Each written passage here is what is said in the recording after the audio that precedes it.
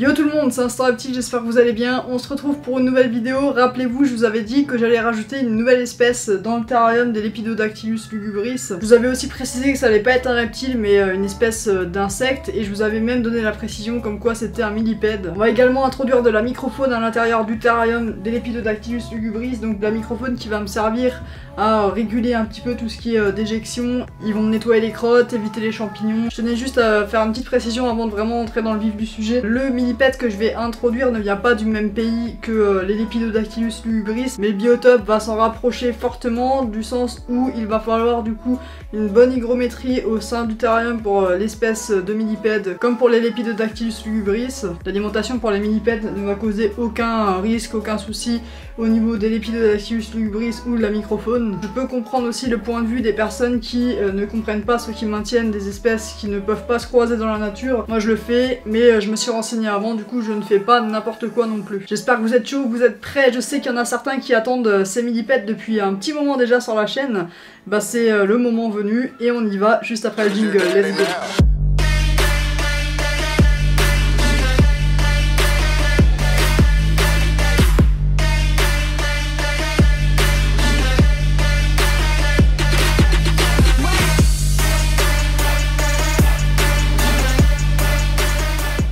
Les amis, on va d'abord commencer par parler un petit peu d'un colis que j'ai commandé sur Dendroworld. Je dis bien commandé, il n'y a aucun partenariat, j'ai reçu aucun produit gratuit, sinon je vous l'aurais dit. Dans ce colis, qu'est-ce qu'il y a? Donc ici nous avons de la paille de bois. La paille de bois va me permettre de créer mes élevages du coup de drosophiles qui vont me servir à nourrir les Lepidodactylus. Enfin ça va être une partie de son alimentation. Si jamais je leur donne deux types de repachis différents, ils ont aussi des petites blattes etc. Ne vous inquiétez pas, ils ont vraiment tout ce qu'il faut. J'ai également 4 boîtes comme ça de colamboles, donc c'est des petits insectes détritivores qui vont se balader dans le terrain et qui vont aller manger un petit peu les détritus, qui vont aussi se nourrir des petits champignons. Je pensais pas avoir 4 boîtes, hein, je pensais que ça donnait que 2 boîtes parce que bon c'est vendu par litre, et quand j'ai vu le colis, j'ai ouvert, il y avait 4 boîtes comme ça dedans.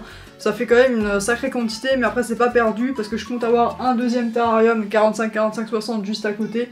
En passant, l'autre il est parti chez Amazon hein, du coup. Il y aura une espèce à l'intérieur et du coup les colamboles en plus me serviront sans aucun souci. Avec ça également j'ai pris du coup des cloportes tropicaux juste ici, j'ai 2 boîtes comme ça. Vous aimeriez écouter le titre Le Père Noël a Alexa, stop. J'ai même pas dit Alexa, pourquoi elle s'est allumée? Non mais elle m'a coupé dans mon élan. Les cloportes tropicaux vont avoir le même travail un petit peu que les colamboles, ça va être de nettoyer, d'entretenir le substrat, le terrarium, c'est vraiment parfait.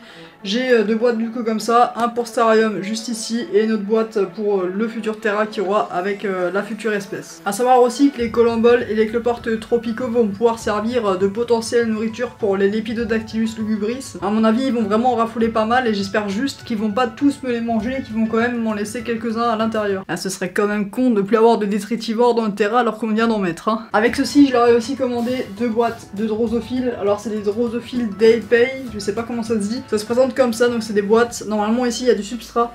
Dans les boîtes il y a une espèce de substrat spécifique où les drosophiles vont pondre à l'intérieur, les larves vont se développer, grimper sur la paille de bois, faire leur cocon et puis ensuite se transformer en drosophiles adultes. Ce que j'ai fait c'est qu'à partir de leur souche à eux que j'ai commandé chez eux, que j'ai eu, j'ai créé du coup mon propre élevage. Le seul truc qui diffère par rapport à eux c'est que au lieu de mettre du coup leur substrat spécifique, j'ai créé moi-même le substrat avec de la compote de pommes, du vinaigre blanc et de la purée mousseline il me semble. J'avais pas de grillage assez fin au dessus, du coup j'ai mis de la gaze avec des élastiques pour que ça tienne bien. Je remercie énormément Dendroworld pour le colis qui était vraiment bien fait.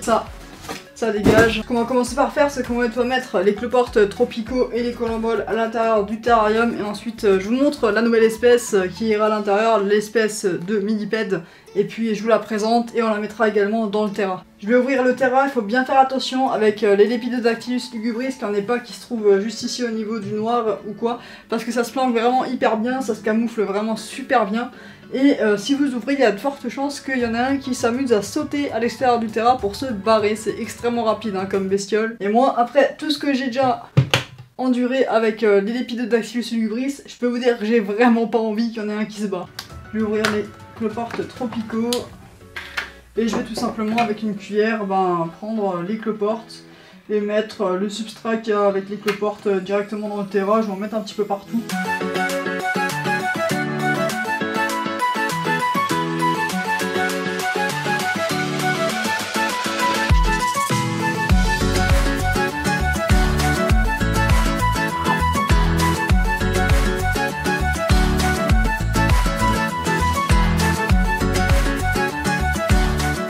Après on va mettre du coup les colomboles à l'intérieur, c'est vraiment minuscule hein, les colomboles, je vais essayer de vous filmer ça, c'est tout petit et il y en a vraiment tout plein, c'est vraiment des tout petits points blancs qui se baladent dans la boîte, c'est abusé. Pour les installer à l'intérieur du terrarium des lépidos, je vais faire comme pour les cloportes tropicaux, je vais prendre la cuillère et je vais les mettre simplement à l'intérieur.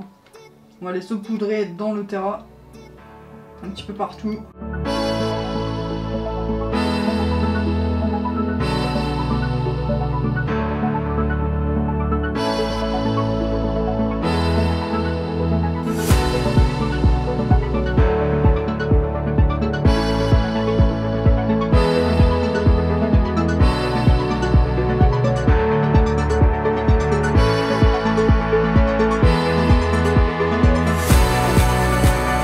L'espèce que je vais introduire à l'intérieur du terrarium s'appelle l'Archispirostreptus gigas.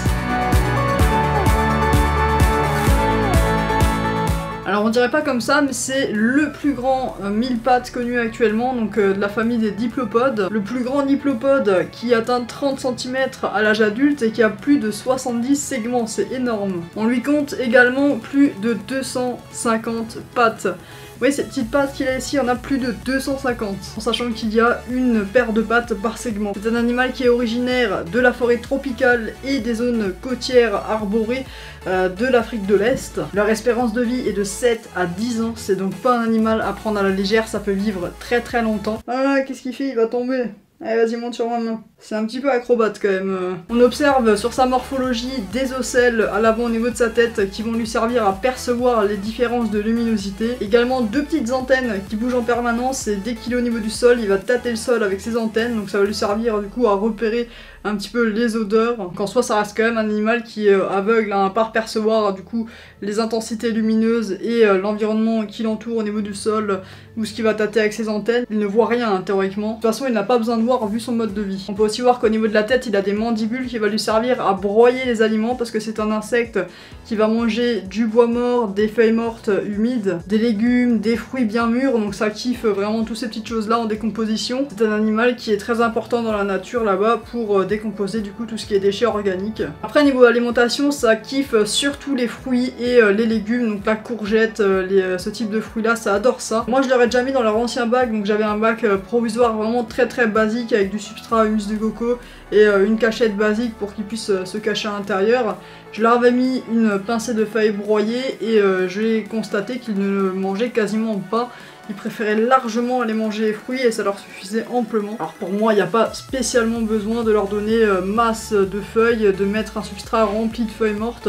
En tout cas, pas pour cette espèce. Je sais qu'il y a des huiles qui vont se nourrir exclusivement de substrat et là par contre il faudra mettre un substrat spécifique pour IU. Après je ne suis pas un pro, je ne vous parle que des observations que j'ai pu effectuer. Il faut également penser à lui rajouter du calcium sans D3, attention parce que c'est un insecte, du calcium sans D3 pour sa carapace juste ici. Son exosquelette va avoir besoin de calcium pour bien pouvoir se former et être bien dur pour se protéger des prédateurs. C'est aussi un petit peu ce qui va maintenir son corps, ses organes et tout, hein. C'est pas comme si c'était pas important. Niveau comportement, c'est un animal qui est nocturne, actif en fin de journée particulièrement, qui va bien aimer sortir manger en fin de journée dès que la nuit tombe. Par contre c'est vraiment très farouche, ça va souvent rester caché au niveau du sol, au niveau des décors. La particularité des iules et des Archispirostreptus gigas, hein, qui sont des iules, c'est qu'ils vivent en symbiose du coup avec des petits acariens détritivores. Il y a des petits acariens qui se baladent sur lui et qui vont aller nettoyer ses segments. Les segments c'est chaque partie, chaque boudin qu'il a de son corps. Fine girl with a pretty smile. Shine on me, I like this is tight. The moment I saw you, I knew you'd be mine.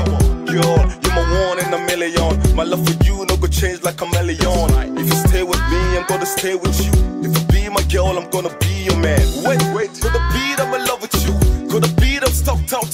Comme pour la microphone qu'on vient d'installer dans le Terra, on va l'ouvrir. La même chose, hein, parce que sinon on ne pourra pas les installer à l'intérieur. Là j'ai la femelle et on va l'installer dans le Terra. Je vais simplement la déposer juste ici. Vous vous doutez bien qu'on va faire la même chose du coup avec le mâle. C'est parti, on l'introduit dans le Terra. Hop, on va le poser juste à côté de sa compagne. Ce qui est assez marrant, c'est qu'il y en a un qui est en train d'explorer de ouf le terrain, donc le substrat et tout, il est en train de circuler un peu partout. Et il y en a un autre qui vient de se planquer dans la grotte qu'il y a dans le fond du terrain, donc il est en train de creuser en dessous pour agrandir un maximum la cachette pour pouvoir se mettre vraiment à l'aise dans l'intérieur. Comme quoi, le caractère va vraiment changer d'un spécimen à l'autre. J'ai aussi remarqué qu'il y en a un des deux qui aura plus tendance à me lâcher le liquide irritant sur la main. C'est un petit peu comme les reptiles, hein, ils ont chacun leur petit caractère, leur petite façon de faire, et pour chacun il y a une petite façon de les approcher, de les appréhender. Et vous ne pensez pas qu'il serait bien de donner un petit nom du coup à ce couple d'Archispirostreptus gigas? Il me faut un nom pour la femelle, un nom pour le mâle, n'hésitez pas à me donner du coup les noms qui vous intéresseraient dans les commentaires, et puis moi je choisirai ceux qui me plaisent le plus.